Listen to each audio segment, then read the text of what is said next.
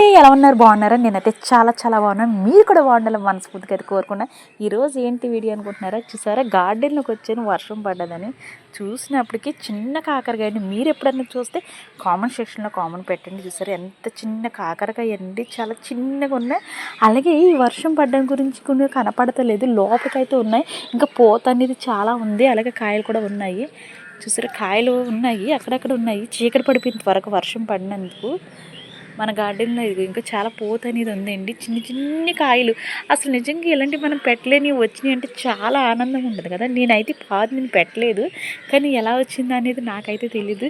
చూసినాడికి నిజంగా చాలా ఆశ్చర్యం వేసింది. నిజంగా ఇంత కాకరకాయ, చిన్న కాకరకాయ నా గార్డెన్లో వస్తే నాకు చాలా హ్యాపీనెస్ని ఇచ్చింది. అలాగే 2 బీరకాయలు ఉన్నాయి. ఇక మన గార్డెన్లో 2 బీరకాయలు అయితే, చిన్న బీరకాయలు వచ్చినాయి. రోడ్డు పచ్చడి అయితే చేసుకుందాం.